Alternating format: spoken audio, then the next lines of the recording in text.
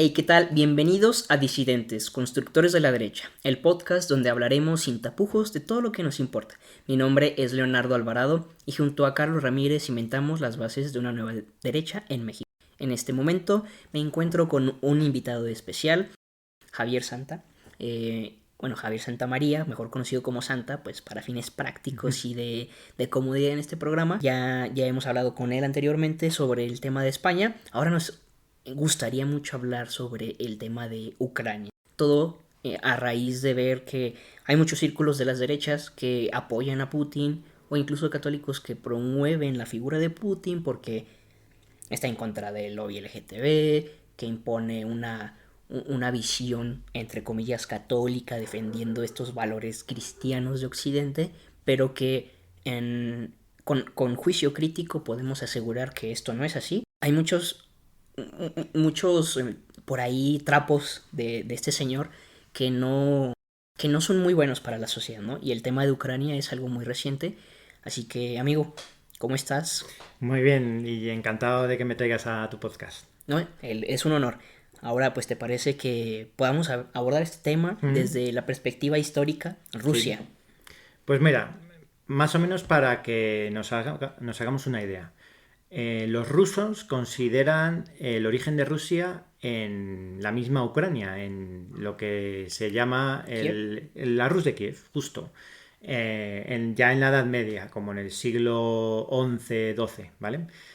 Y bueno, pues evidentemente esto tiene una trascendencia que llega hasta hoy en día y ahora veremos el por qué.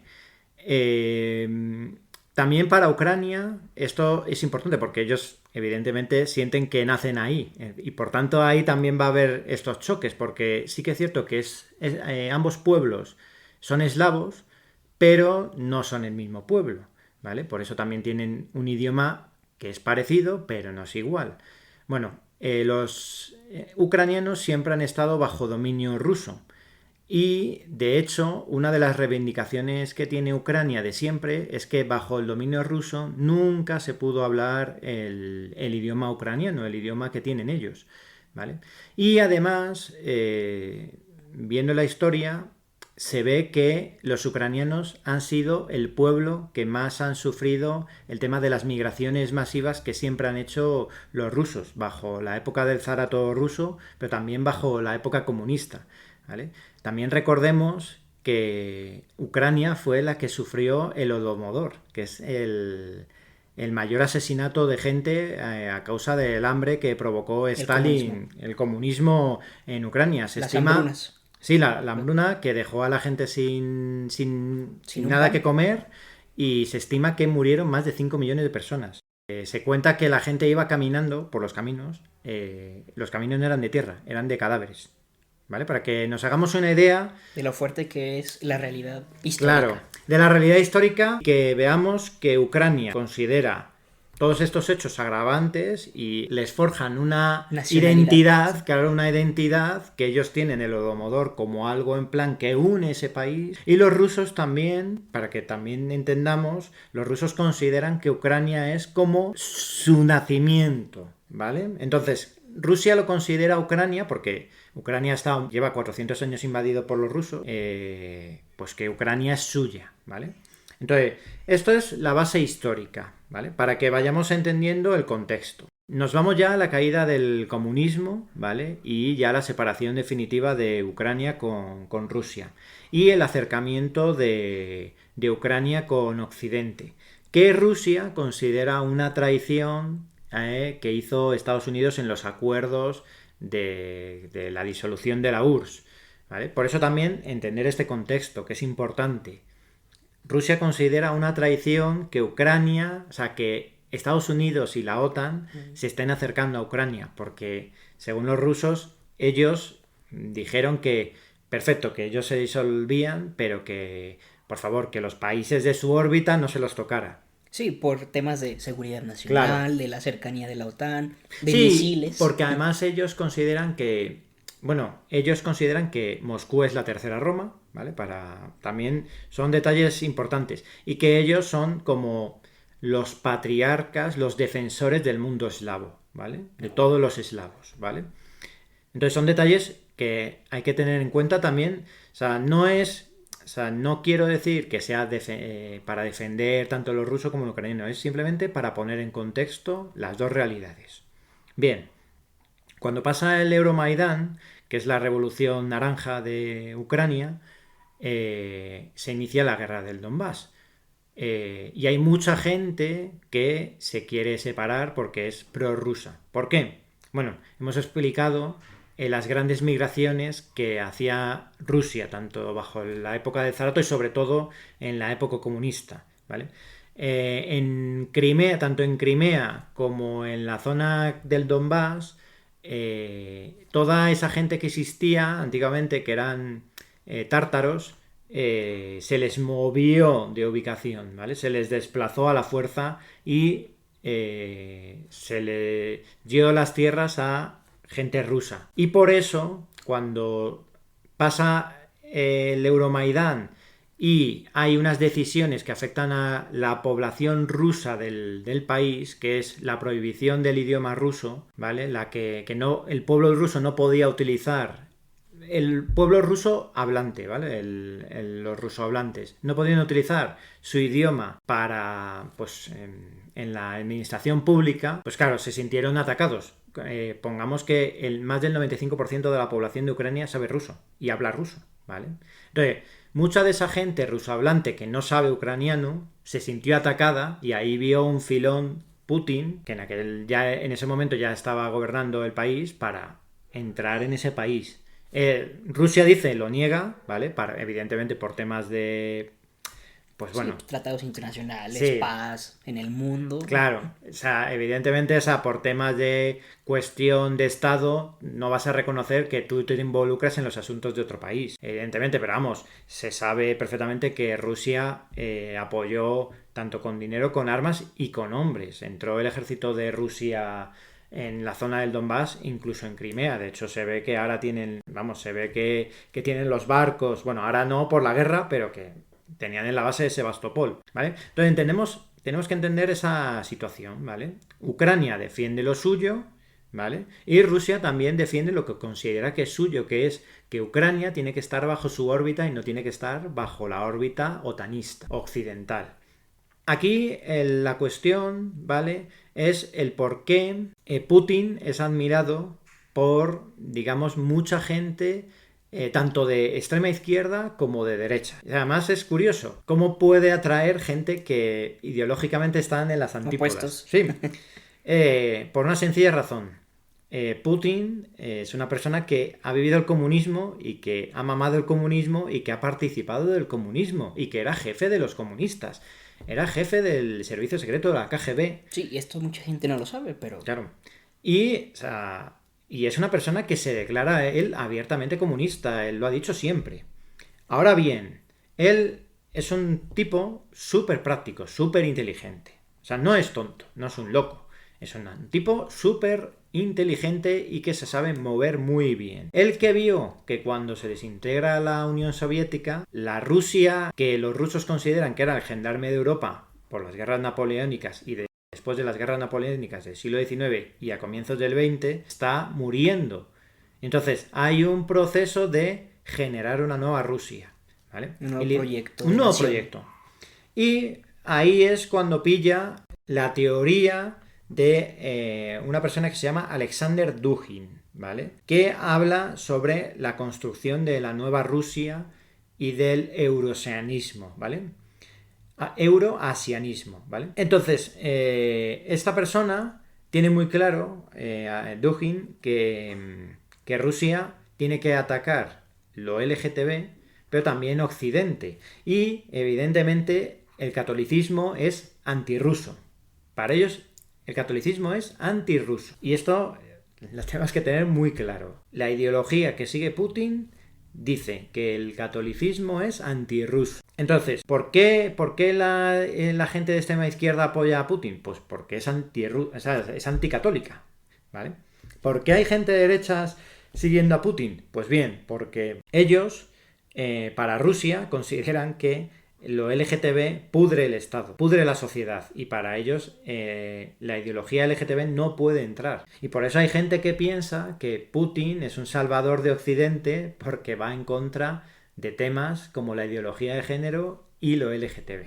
Sí, y precisamente hay muchos videos en círculos católicos aquí en México o en el continente que hablan muy bien de Putin, expresando su desacuerdo con el lobby LGTB o la ideología de género. Pero yo te puedo preguntar, amigo, este tipo, o sea, nosotros no sabemos ruso.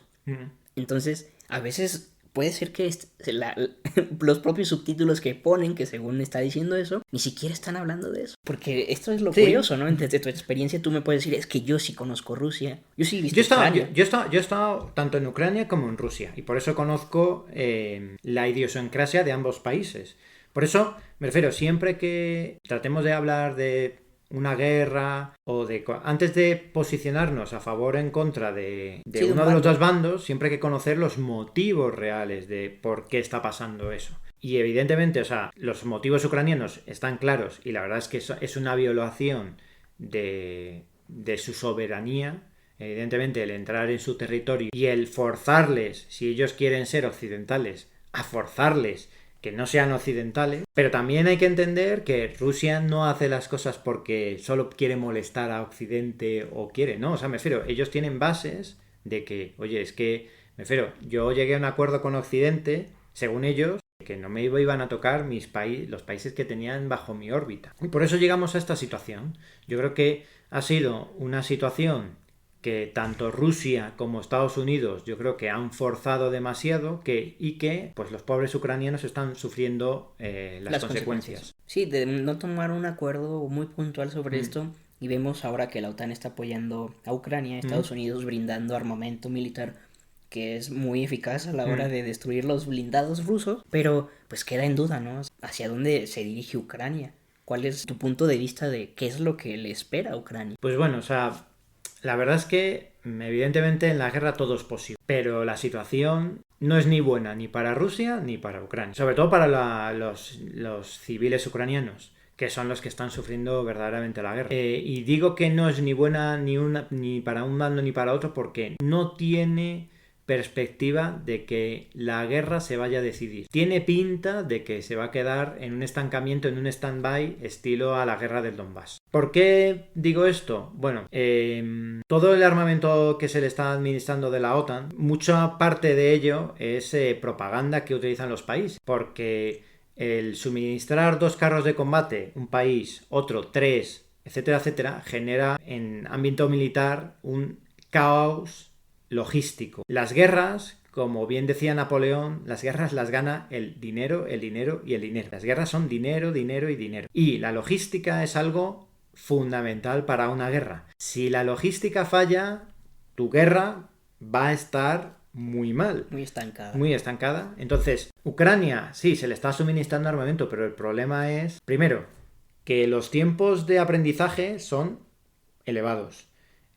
Y no solo es el manejar un carro, es también el entrenamiento de la coordinación de las tropas, porque cada carro es distinto. Y evidentemente, si todos los países suministran armamento totalmente distinto, es imposible que haya coordinación y haya logística, porque si hay una pieza de un carro y eso es muy común, ¿vale? Que los carros de combate en 100, 200 kilómetros se rompan. ¿Cómo suministras piezas? Sí, hay que o cómo lo arreglas. Hay que importar. Claro, no, o cómo lo arreglas, porque el mecánico no le da tiempo de aprender todos los carros de combate que han llegado.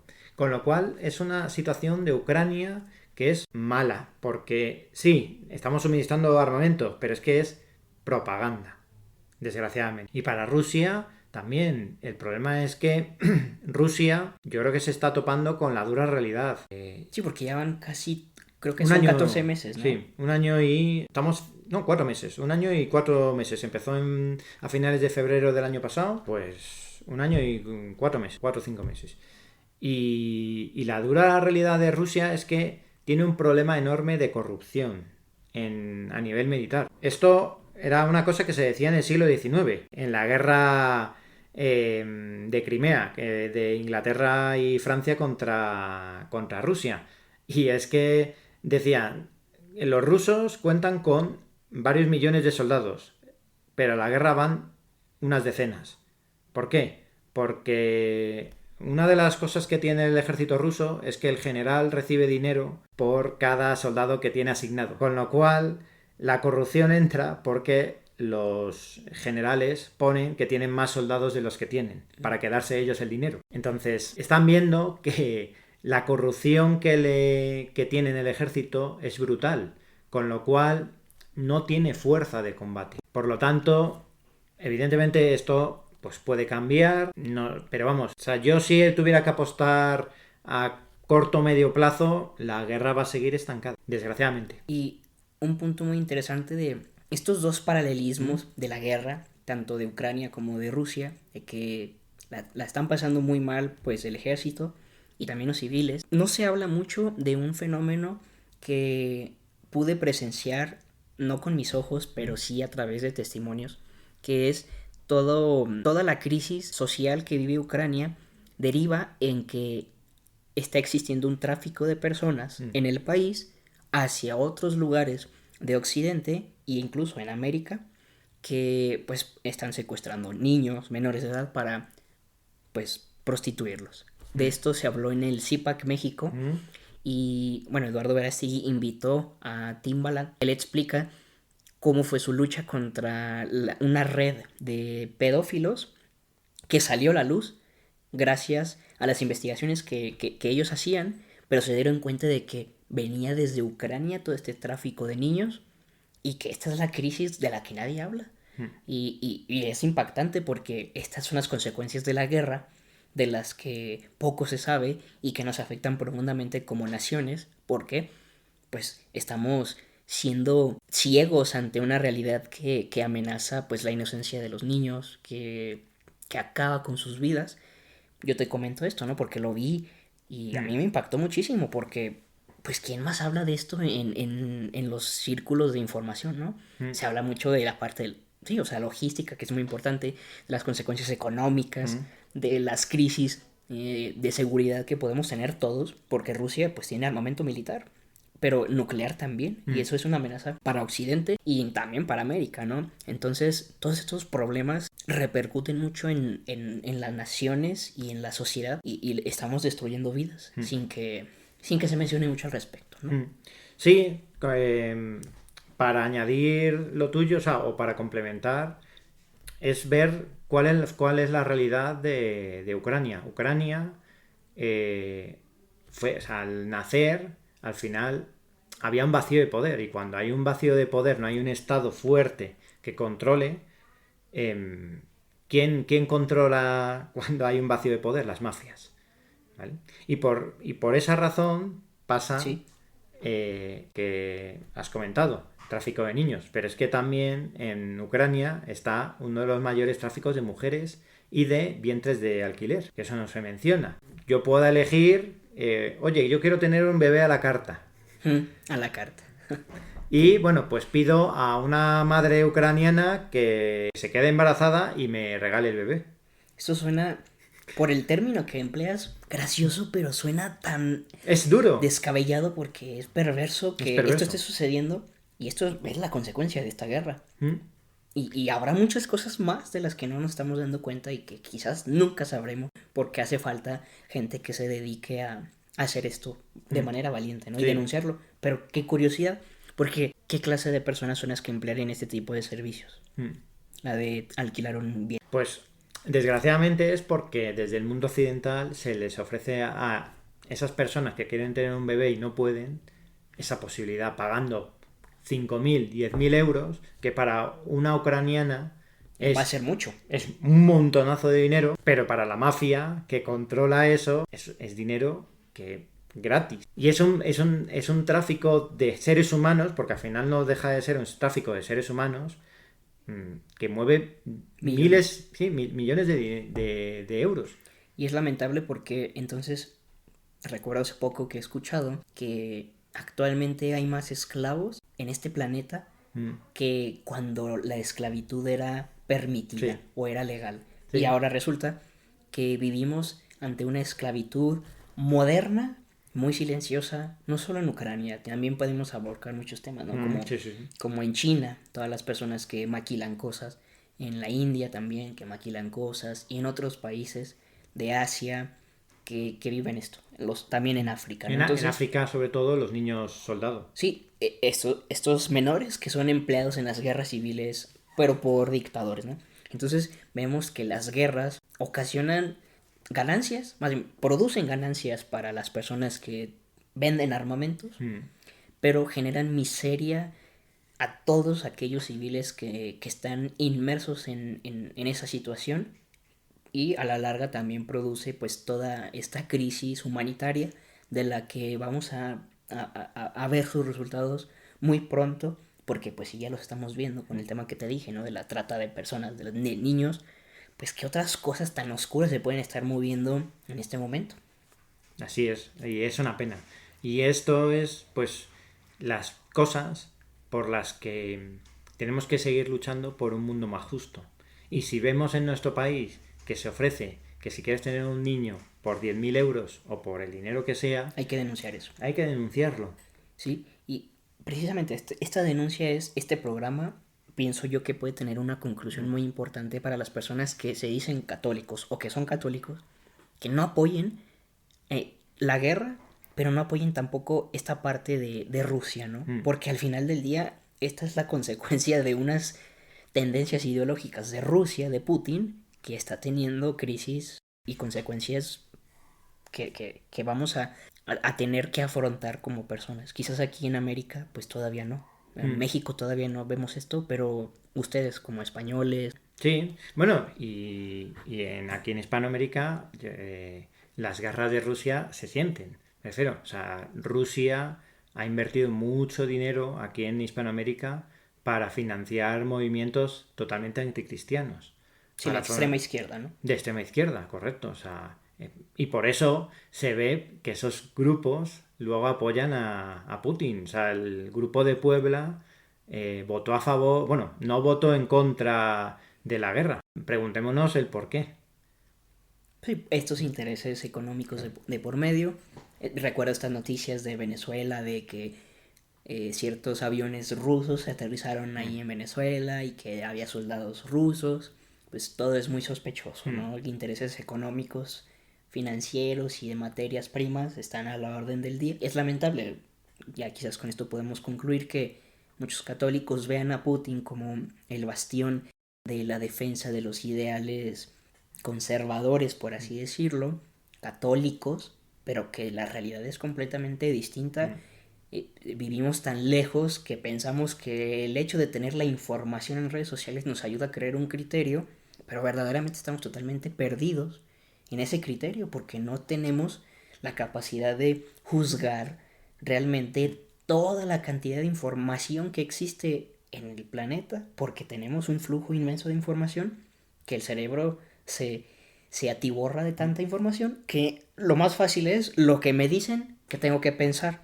Y esto lamentablemente surge en círculos mafiosos que promueven ciertas figuras, ¿no? Porque yo lo he visto. Entonces por eso quisiera pedirte qué conclusión le das a tus compañeros hispanoamericanos. Sobre todo, pues, a la gente que suele seguir redes sociales, siempre preguntémonos el por qué la gente defiende lo que defiende. Siempre preguntémonos, porque a lo mejor hay intereses económicos detrás. O sea, los estados invierten una cantidad inmensa de dinero en propaganda, ¿vale? Y esa propaganda puede venir institucionalmente, puede venir por asociaciones, puede venir incluso por personas, ¿vale? Que son pagadas expresamente para difundir esa propaganda. Con lo cual, yo siempre que veo a una persona lo que dice, mi recomendación es, bueno, vamos a ver el por qué lo opina y por qué lo opina. ¿Vale? Siempre hay que tener una actitud crítica. ¿Vale? Eso es fundamental, yo creo que para la vida. Y luego, bajo mi punto de vista, o sea, como católico, no puedo defender a la figura de Putin y porque, o sea, me refiero, es una figura que dice defender cosas que yo defiendo, pero que en la realidad no defiende. O sea, la realidad demuestra que él financia el aborto, el LGTB, todo lo malo en Hispanoamérica. Luego ves que en Rusia el aborto es uno de los principales muertes de niños. De hecho, es que en las estadísticas que se conocen, Rusia es el país con más número de abortos en el mundo. Por, por, Sí, y estamos por hablando de antes, Sí, sí, sí, no. del comunismo de Stalin y lo Sí, que y, le y sigue. ahora, o sea, me refiero que se están produciendo un montonazo de abortos.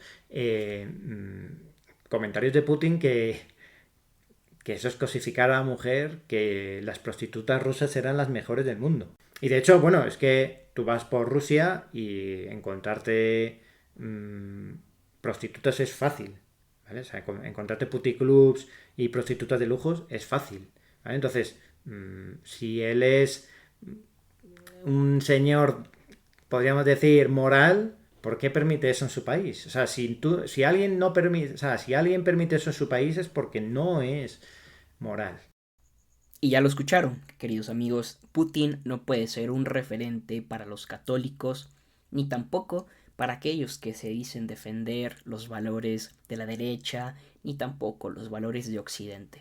Esto es Disidentes y te agradecemos muchísimo, querido amigo, por compartir tu experiencia, tu conocimiento y también por abonar a este proyecto de Disidentes. Les recordamos que nuestro querido invitado seguirá con nosotros compartiendo otras temáticas y otros conocimientos. Les invitamos a suscribirse a su espacio de disidentes, pues juntos construimos una nueva derecha que es justa y necesaria. Te invitamos a seguirnos en redes sociales, a compartirnos tus opiniones y responde a la encuesta. ¿Eres pro Putin o eres pro católico? Porque hay una enorme diferencia y urge que los católicos se den cuenta de esta realidad. Y no te olvides de esperar un siguiente episodio.